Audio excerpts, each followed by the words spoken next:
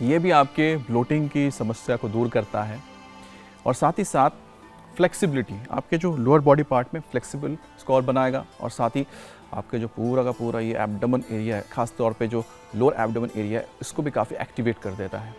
तो जिनको घुटनों में दर्द है, जिनको एल्बोज़ में या हाथों में आपको दर्द होता है, कमर में दर्द होता है, तो इस आसन को नहीं करना है। तो सुप्त कपोट आसन नहीं करेंगे आप, ठीक है, क्योंकि इससे आपके दर्द जो है, चाहे घुटनों का दर्द हो या फिर आपके बाजू में दर्द, कमर का दर्द बढ़ सकता है।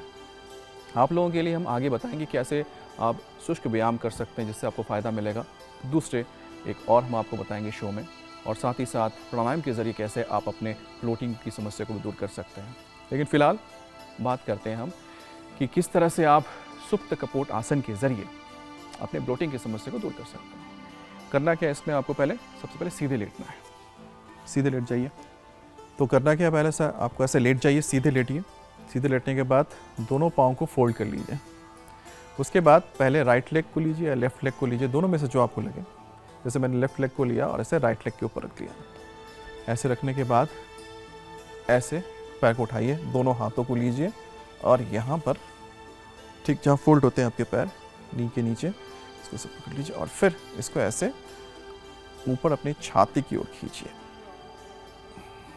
तो आपको आपके एब्डोमेन साथ ही स्टमक एरिया में दबाव महसूस होगा और यहाँ पर होल्ड कीजिए।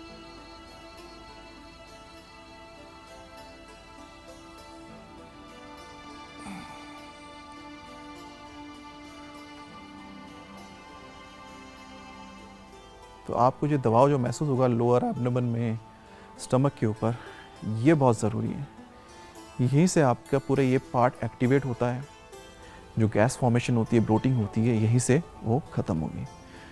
फिर नेक्स्ट, जैसे मैंने अपने राइट पैर को लेफ्ट पैर के ऊपर रखा, दोनों हाथों को ऐसे ही यहाँ पर प्लेस कीजिए और उसके बाद फिर ठीक खींचिए, उसको छाती के ऊपर खींचिए।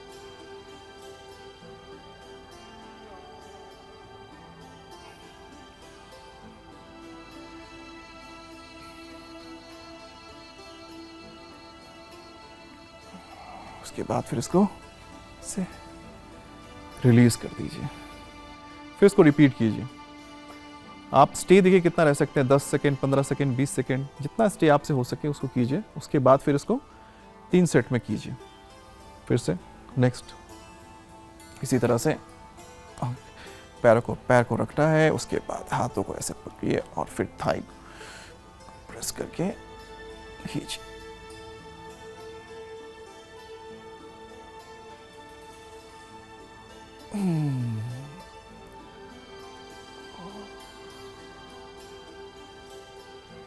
आपको जैसे आप ये करेंगे ये आसन, सुप्त कपोट आसन, आपको रिलीज और महसूस होगा कि यहाँ से जैसे कुछ यहाँ से रिलीज हो गया आपके।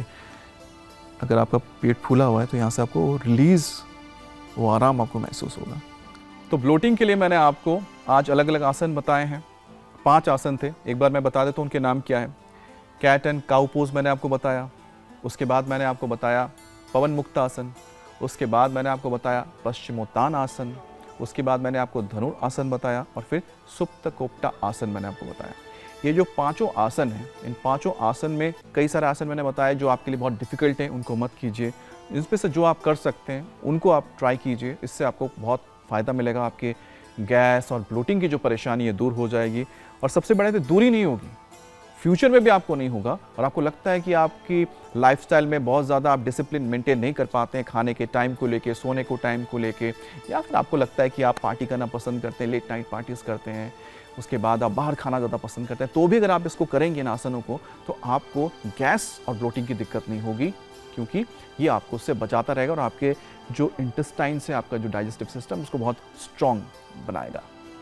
लेकिन जब भी आप करें ध्यान रखें, आपको दर्द होता है मत कीजिए। अगर कोई पेन होने लगा है किसी वजह से तो आप तुरंत अपने किसी फिजिशियन से आप बात कीजिए, डॉक्टर को दिखाइए, जिससे कि वो समस्या आगे ना बढ़े।